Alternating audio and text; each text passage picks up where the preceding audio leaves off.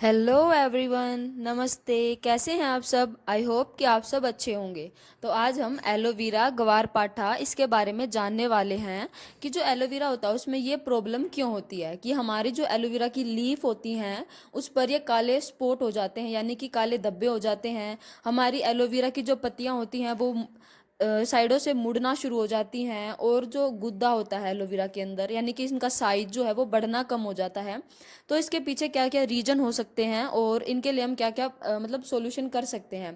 तो आज हम जानेंगे कि हम कैसा सॉइल मिक्सचर लेने वाले हैं जिससे कि ये प्रॉब्लम ना हो। बारिश में हम कैसे अपने एलोवेरा की केयर कर सकते हैं और कुछ अन्य चीज़ों के बारे में भी हम जानने वाले हैं।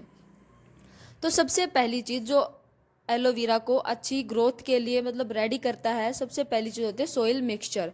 तो इसको जो एलोवेरा होता है उसको चाहिए रेतीली मिट्टी जिसमें रेत की मात्रा ज़्यादा हो। आप इसमें परलाइट की मात्रा को भी ऐड कर सकते हो, और मिट्टी मतलब मिट्टी भी रखनी है, लेकिन मिट्टी मेरे हिसाब से कम ही रखो, क्योंकि जैसे कि आप लोग जानते हैं कि ये ऐसी गर्म जलवायु वाला पौधा है, तो मतलब इसको पानी भी ज़्यादा नहीं चाहिएगा। तो ऐसी मिट्टी हो तो जल्दी से पानी को निकाल देगी, जो अपने आप को अपने अंदर ज़्यादा सोखे नहीं, ऐसी मिट्टी हमें बनानी है। तो चलिए, बस मिट्टी का तो इतना ही ध्यान रखना, और उसके अंदर फंगीसाइड जरूर मिला दीजिए, क्योंकि एलोवेरा क्या होता है ना, अब बारिश का मौसम है तो फंगस लगने के ज़्यादा चांस इसमें हो जाते हैं। जितनी अच्छी मतलब इसका ड्रेनेज होल होगा उतना अच्छा एलोवेरा चलेगा। और मतलब जब जैसे कि बारिश का मौसम है तो ऐसे प्लेस में इसको ना रखें जहाँ पर मतलब ये नहीं होता, ठंडा प्लेस हो जाता है वो कोने वगैरह में, ऐसी जगह रखें, बल्कि धूप की साइड रखें, जिससे कि एलोवेरा काफ़ी अच्छे से हमारा चलेगा। और ऐसे मतलब जो ब्लैक स्पॉट हो रहे हैं, सबसे मेन रीज़न तो इसका मिट्टी ही होगा। तो सबसे पहली चीज़ तो इन चीज़ों का ध्यान रखिए और सनलाइट का ध्यान रखिए। तो देखिए, अभी सोइल देखो कैसी हो चुकी है मेरी, तो मुझे भी लग रहा है कि मुझे सोइल चेंज करने की ज़रूरत है, और इसमें थोड़ी सैंड वगैरह मिक्सचर ऐड करने की ज़रूरत है। और दूसरी चीज़, अभी तो बारिश का मौसम चल रहा है, अगर नॉर्मल डेज की बात करें तो मिट्टी सूखने के बाद ही हमें पानी देना, तभी हमारी एलोवेरा की लीफ जो होंगी वो मोटी होंगी और गुद्दा काफ़ी आएगा इनके अंदर। और इसके अलावा अगर ज़्यादा पत्तियां खराब हो चुकी है तो आप लोग उन पत्तियों को काट सकते हो, और ऐसा घबराने की ज़रूरत नहीं है कि काटने के बाद हमारा एलोवेरा ख़राब हो जाएगा, बल्कि नीचे से उसकी ग्रोथ अच्छे से होएगी और अच्छे से हमारा एलोवेरा का जो प्लांट होगा वो चल जाएगा। ठीक है। और अगर हम बात करें दूसरी चीज़, जैसे हम पानी की बातें कर रहे हैं, तो गर्मियों में तो हम इसको 2 दिन 3 दिन में दे देते हैं पानी, हफ्ते में इतना ही देना चाहिए। आप अगर रेगुलर दे रहे हो तो प्लीज़ प्लीज़ उसको बंद कर दीजिए, क्योंकि जो एलोवेरा की नीचे जड़ें होती हैं उनमें फंगस लग जाती हैं और गलने लग जाती हैं वो। अब आप बारिश के मौसम में देखेंगे कि जितना ज़्यादा पानी गिर रहा है उतनी ज़्यादा फंगस की प्रॉब्लम होती जा रही है हमारे एलोवेरा में। तो इस बात का खास ध्यान रखिए। ये देखिए बिल्कुल ख़राब हो चुका है एलोवेरा, तो इसके लिए अभी हमें कुछ करना होगा। और चलिए, सबसे पहली चीज़ मतलब हमने देखी मिट्टी कैसी होनी चाहिए। दूसरी चीज़ हमें ये देखा कि मतलब हमें तापमान कैसा रखना है, गर्म यानी कि डायरेक्ट सनलाइट में नहीं रखना है, पर इनडायरेक्ट इस पर धूप आनी चाहिए, इतनी तो एटलीस्ट। ठीक है। तो इसके बाद अगली बात हम करते हैं कि इसके अंदर अगर हमें कुछ फर्टिलाइज़र देना हो तो क्या फर्टिलाइज़र हम इसमें दे सकते हैं। तो मेरे हिसाब से सबसे अच्छा फर्टिलाइज़र होगा बनाना पील फर्टिलाइज़र। अगर बरसात का मौसम नहीं है तो आप क्या कीजिए, बनाना को मतलब केले को छोटे छोटे पीसीज में कट करके इसकी मिट्टी के अंदर डाल दीजिए, और उसके ऊपर से मिट्टी डाल देना।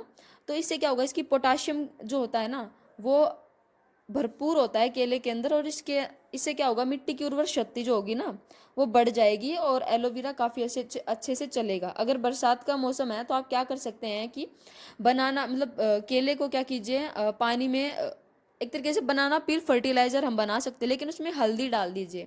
क्यों, अगर डायरेक्ट केले का पानी डालेंगे तो उससे क्या हो सकता है भाई, फंगस लगने के चांस हो सकते हैं, इसलिए हम उसमें हल्दी डाल सकते हैं जिससे कि फंगस की प्रॉब्लम नहीं होगी। और दूसरी अगर इससे आगे बात करें तो एक तो पानी का शेड्यूल जरूर रखना है भाई, ऐसे रेगुलर मत देना प्लीज़। और सर्दियों में तो बेशक आप महीने में भी एक बार दे सकते हो, कोई प्रॉब्लम नहीं होगी। और इसके बाद अगर हम बात करें तो जब हमारी पत्तियां खराब हो रही है तो मेन रीज़न, अभी हमें मेन पॉइंट हमारा यही था कि भाई पत्तियां खराब हो रही है, क्या करें क्या ना करें। तो उसके लिए आप क्या कर सकते हैं, सबसे पहली चीज़ अपनी मिट्टी की गुड़ाई करो अच्छे से।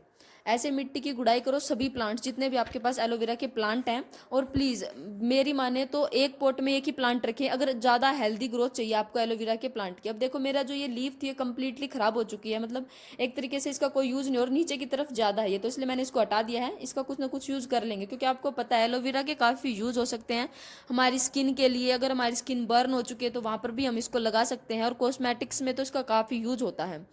तो चलिए अब हम आते हैं कि हम क्या क्या स्प्रे कर सकते हैं इन स्पॉट्स के ऊपर जिससे कि ये ठीक हो जाए। तो सबसे पहली चीज़ आप क्या कीजिए, नीम ऑयल ले लीजिए। नीम ऑयल को वाटर में मिक्स कर लीजिए, और मिक्स करने के बाद उसमें थोड़ा सा साबुन ऐड कर सकते हो, यानी कि लिक्विड सोप बोल सकते हैं, उसको ऐड करके इसकी पत्तियों के ऊपर छिड़काव कर दीजिए। और पत्तियों को छिड़काव करके उसको अच्छे से क्लीन कर दीजिए, जिससे कि ये जो फंगस है वो धीरे धीरे अपने आप क्योर होना शुरू हो जाएगी, यानी कि ठीक होना शुरू हो जाएगी। मैंने पहले भी बोला अगर ज़्यादा प्रॉब्लम है तो आप थोड़ी थोड़ी पत्तियों को काट सकते हो ऊपर से, कोई प्रॉब्लम नहीं होगी। दूसरी चीज़, नीम ऑयल का यूज़ नहीं करना है तो आप लोग क्या कीजिए, सिरका ले लीजिए। घरों में सिरका नॉर्मली हमें मिल जाता है, तो सिरके का यूज कर सकते हैं। उसमें क्या कीजिए, सिरके और पानी को मिक्स कर दीजिए, और मिक्स करके अच्छे से इसकी पत्तियों पर इसकी जड़ों में स्प्रे कीजिए, उसका काफ़ी अच्छे से वो चल जाएगी। इसके अलावा इसकी मिट्टी में आप हल्दी मिला सकते हो, जैसे कि अभी आप मेरे को देख रहे होंगे कि मैं हल्दी मिला रही हूँ। इसके अलावा आप क्या कर सकते हो कि अगर आपके पास सिरका भी नहीं है, नीम ऑयल भी नहीं है, तो क्या कीजिए, जो लिक्विड सोप है जिसमें मतलब काफ़ी तेज़ गंध आ रही हो, तो उस लिक्विड सोप को ले लीजिए। और मतलब मोस्टली इनमें भी क्या होते हैं ना, कीटनाशक होते हैं, तो उस लिक्विड सोप को भी आप लोग क्या कीजिए, अपने एलोवेरा की लीफ पर स्प्रे कर सकते हैं।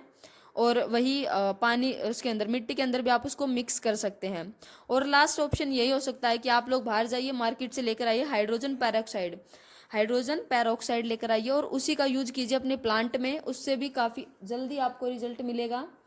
बस यही एलोवेरा के बारे में छोटी छोटी जानकारियां हैं जो मतलब अगर आप छोटी छोटी चीज़ों का भी ध्यान रखेंगे तो आपका एलोवेरा कभी ख़राब नहीं होगा।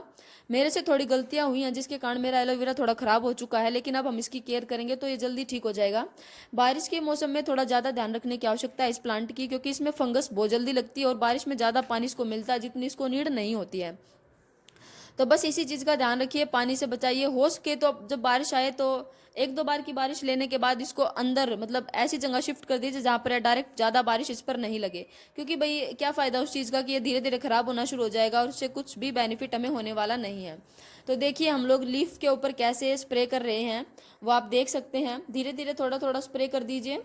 और ये प्रॉब्लम आपको मतलब मैं ये कह रही हूँ कि स्प्रे को ना आपको एटलीस्ट हफ्ते में 2 से 3 बार तो करना ही होगा, और 15 से 20 दिन में आपको इसका रिजल्ट भी देखने को मिल जाएगा। मेरे तो लीफ इतनी ज़्यादा ख़राब हो चुकी है भाई, मैं इसमें ना कट नहीं कर सकती इनको ज़्यादा, क्योंकि फिर ऑलमोस्ट सारी लीफ ख़त्म हो जाएंगी मेरी। अगर थोड़ी ऊपर ऊपर होती तो मैं ज़रूर इनको ऊपर से कट कर देती। और चलिए फिर अब ये मुड़ी हुई जो प्रॉब्लम है ये भी ठीक हो जाएगी। देख सकते हैं आप मेरे एलोवेरा नीचे से काफ़ी हेल्दी है, लेकिन फिर भी प्रॉब्लम हो चुकी है तो स्प्रे तो करना ही होगा। तो बस कोई बात नहीं, स्प्रे करते हैं और ठीक भी हो जाएगी। प्रॉब्लम आती है तो सॉल्यूशन भी हम जरूर ढूंढ लेते हैं, और सॉल्यूशन हमारा मिल चुका है।